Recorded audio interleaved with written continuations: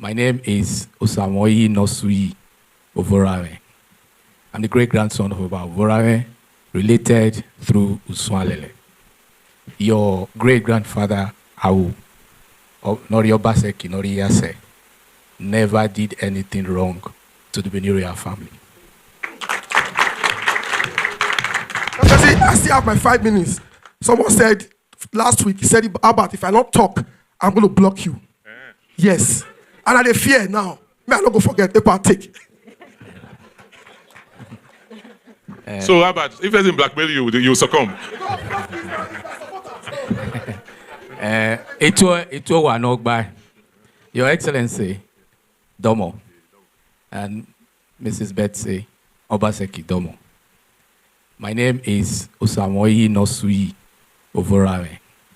I'm the great-grandson of Ovonramwen, related through Uswanlele. Yes, Your Excellency, I am very, very much happy to be with you. But I've always been with you, but you wouldn't know who's saying. I think this is the second time I'm saying you. In your first tenure, I was really committed. I was in Benin, and I saw your late uncle, Oyuki Obaseki, and there were some other things that happened. I had to support that. Your great-grandfather, Agho Obaseki, never did anything wrong to the Benin royal family.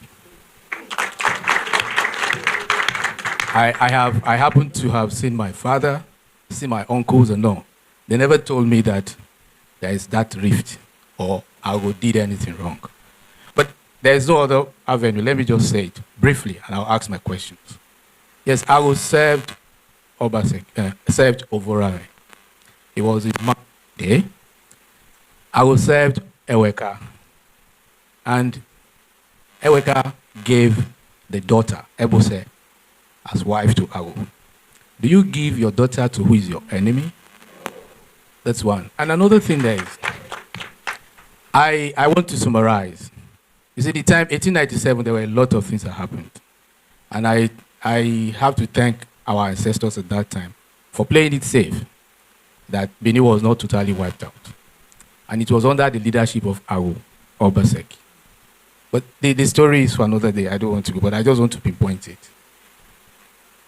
20 years, Agho was there. Peaceful, and everything went on. Now, another thing I want to say there is this. I do not see what you have done wrong about this thing happening. Talking Obaseki, Omadano, he didn't do it. It's just sheer envy. That's why I say it, my own perception, and I stand to be corrected. Another thing there is this, it's just hatred. Because if you had left that your successful business coming to Edo State and to make things right, it's because you love Edo. Because a lot of us are Edo people, when we are comfortable, so we face those things. Because one thing there is this, I have looked at Benin. We just have to know our culture and behavior. The Edo man is courageous, but he doesn't speak. His God is civilized. And another the Benin is this. We love ourselves. But sorry, with your apology, I think the most important thing underlined is that back home, the primitiveness makes them, the first thing there is jealousy. When you are doing something, if you build a house that is one-story building, and you now ask our boy, hey, what boy? Me have a boy. Yes, I don't see, because I know where you took, I want to say it very well, categorically. It's just sheer jealousy, because I know how you transform Edo. But what I want to tell you, sir, you are an encyclopedia of Edo. And what you have to do, please, I want you to write your stewardship. It will make reference to it. People talk about Awolowo. Awolowo never stayed, never ruled for 5 years or 6 years, but his legacy. You're Edo best. And the way, a lot of things, I don't want to count it because I was in Benin. Especially I remember what you did as regards reducing the suffering of those pensioners. That spectacularly. The old men, people that have served, they will come out to Ring Road and be protesting. It's very painful. And you came, you settled them, you make their money available. No talk of if people have. There are a lot of things. I want you, sir. We'll make reference to it. I remember I worked in Palm House when I was about 18 years. I know how it was in Alita. But at the time you came in, Palm House was, I don't know, you see rats in Palm House. But that's, by the way, please. And another thing, you are already a leader. A lot of us are now with you. Because you have given us a light. You've given us a door. You put it on the high pedestal. And it's a reference point. We'll go there. We'll always. But I'm not surprised about Okpewolo, what he's doing. And you made a recipe that we should let him know what he has to do. Because he doesn't know what to do. He's a mediocrate. He has nothing. I think that one, if he reads all those things, he will not be able to understand it. Yes. So there are so many things I can say. There are so many things you have achieved. Yes. Now I want to say one thing. How do we now go? Because you have not given us a line. How do we now go to see that we take Edo back to where you have put it, and then from there we'll go higher? Thank you. Okay, thank you so much, Obioba. These people, they don't want to eat to Albert. Yes, let's see.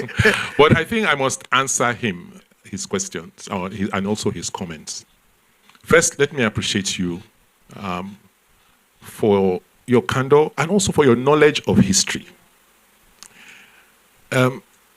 You see, as a leader, sometimes you want to focus on what is important and what is critical. I'm glad that someone from the royal family is putting the record straight. And I want to say it. And I am saying this, I know it's being recorded, and I want anybody who cares to contest it. But for Agho Obaseki, this monarchy would have ended in 1897.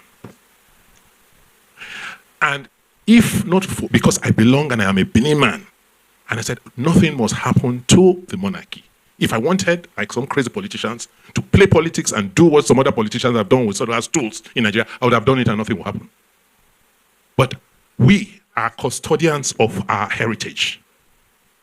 My great-grandfather did it, and I did it. So whatever anybody is saying today, it's out of pettiness, it's out of mischief, and they don't have a long view of where we are going and where we are coming from.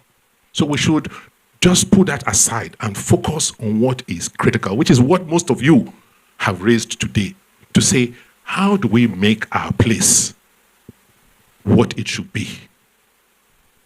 Right? That is the issue. And that solution will come from all of us. But the first thing is, don't keep quiet again. Don't keep quiet again. When you leave this room tonight, you have to say to yourself, where's my network? How do we speak up? And put pressure on them. And it's not from a negative standpoint. It's that you must do the work you are supposed to do. You understand? This is how much you get every month. From federal alone, they get almost 15 billion a month. What do you spend the money on? You're buying vehicles, you're buying. How does that look? Pensioners, for instance, who are the weakest in our society. We had a health insurance scheme and put all of them in this health insurance scheme so that at least they can receive health care. Okpewolo and Co. have destroyed that scheme. So it's you now that will have to be sending money to those old people to take care of themselves and to buy their medicines. Why should that burden be on you? So ask him. Look, we can show you evidence of how the person he put there took all the money from that health insurance scheme. We'll give you the evidence. Somebody should ask. We should petition the FCC. They should begin to arrest people so that they can do what they are supposed to do. It is not right that people who have served, who are old, your uncle is the one that affects you. When you get a text and somebody says, brother, send me money, I have not, ask how. Then you now send it back to the government and say, why are you not helping these people? Do you understand? The problem, the burden is now on you. Look at it from your own, don't even look at from your own selfish standpoint. Every day you get text. Is it not? Who doesn't receive message here every day that they should send money? It is not about politics, it's not about APC or PDP. It is about good governance and taking care of our people at home. The burden of taking care of our people cannot rest on you alone in the diaspora. Is that clear? Thank you very much, everyone. We're going to go on a 35 minutes break now so we can have dinner. Eshi, say Ray almost spoiled it and you don't eat that very day.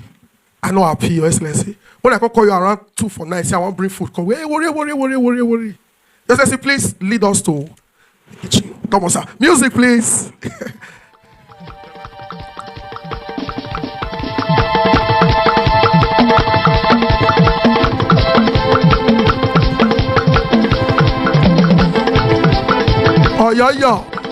Oyo, how are you?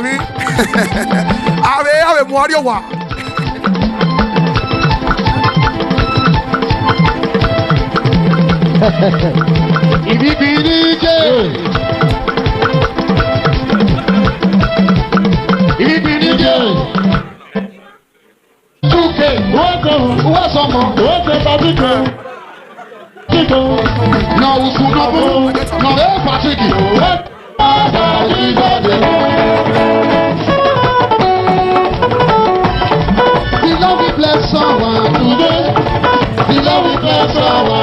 Please, we will create time for pictures. Please, no pictures for now. No pictures for now, please.